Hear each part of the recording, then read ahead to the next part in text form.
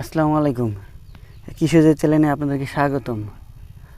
আজকে আমি আপনাদেরকে শসার জাত এবং কোন সময় কোন জাতে শসা লাগাবেন এই নিয়ে আমার কিছু কথা থাকবে। তো আপনারা দেখতে পাচ্ছেন এই মুহূর্তে আমরা আমাদের শসার জমিতে আছি। আমাদের শসার বর্তমান অবস্থা এটা হচ্ছে অক্টোবর মাস, সামনে শীতকাল, যেহেতু আমি শীতের জাতগুলো নিয়ে আপনাদের সামনে কথা বলবো।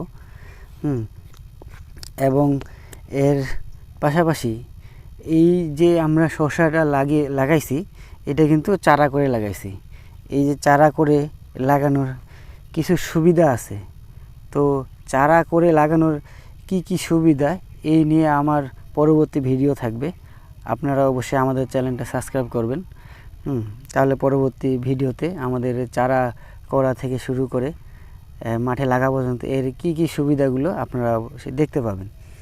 তো চলুন আজকে আমরা এই শীতকালে কোন জাতগুলো লাগাবো এবং আমরা কোন জাতে শসা লাগাইছি।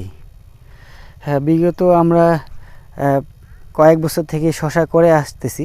তো আপনাদেরকে মাথায় রাখতে হবে যে শসার বিভিন্ন কোম্পানির বিভিন্ন জাতের শসা জাত আছে।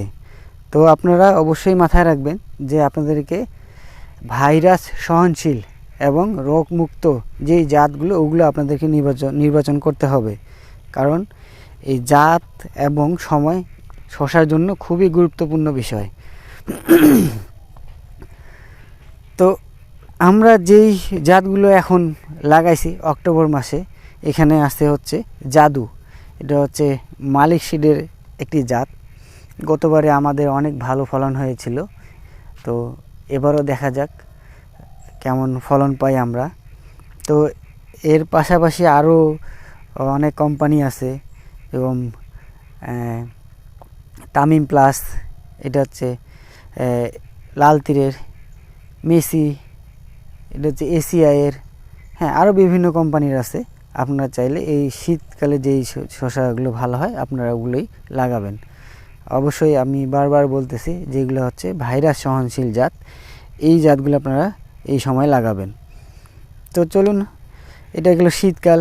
এবং শীতের পরে যেটা মার্চ এপ্রিলে যেই জাতগুলো লাগাবেন, এগুলো যেহেতু হচ্ছে সামনে হচ্ছে সিজনকাল, এই সময়গুলোতে শসা ভালো হয়। তো এই জাতগুলো যদি আমি বলি সেগুলো হচ্ছে গ্রিন বার্ড, ময়নামতি, গ্রিন বয়, স্মার্ট বয়, এই জাতগুলো আপনারা করতে পারেন। তো এই জাতগুলো হচ্ছে যেহেতু হাইব্রিড জাত, এগুলো হচ্ছে শীতের শেষে থেকে শুরু করে শীতের আগ পর্যন্ত এই জাতের শসাগুলো কিন্তু খুব ভালো ফলন দেয়।